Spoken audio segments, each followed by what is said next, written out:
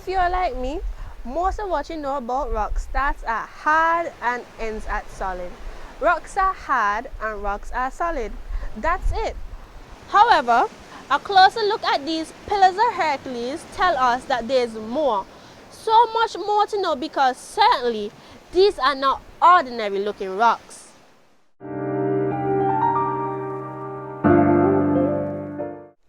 All the rocks in the world fall into three categories: igneous, sedimentary, and metamorphic. Of these, sedimentary makes up a whopping 75% of all surface rocks, meaning most of the rocks we can see are sedimentary rocks, including these towering pillars of Hercules. All sedimentary rocks also fall into one of three categories. They are clastic, chemical, and organic. Clastic sedimentary rocks, which is what we are seeing, are formed when pre-existing rocks are broken down into clasts or sediments. Erosion, be it by gravity, wind, or water, transports the sediments to this location where they are subsequently deposited. With time, the deposited sediments are compacted. Layer after layer after layer are deposited and squeezed together.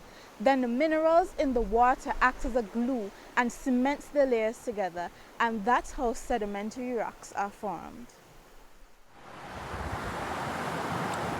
Wow! Now I understand how all these ripples came about along the hillside. But wait, that's not all. Interestingly too, because sedimentary rocks are made up of compressed small particles, they're also classified as the softest of all rocks. A soft rock? Now, isn't that just like God?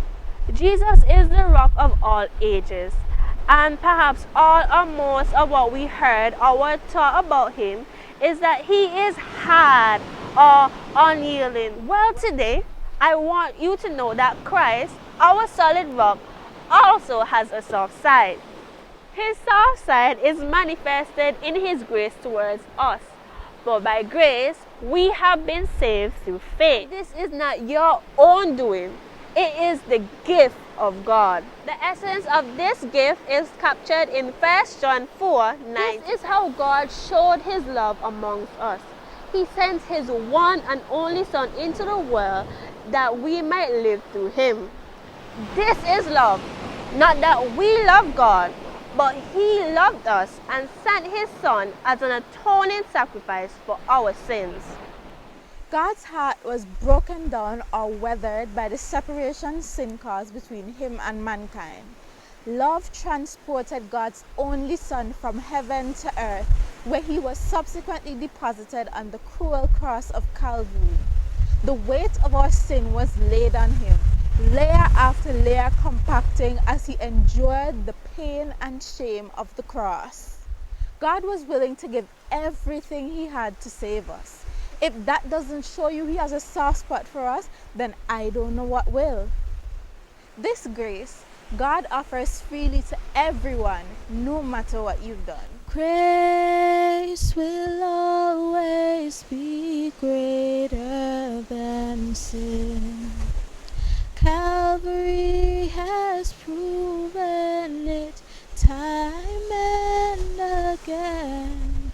Whatever you've done, wherever you've been, God's grace will always be greater than sin.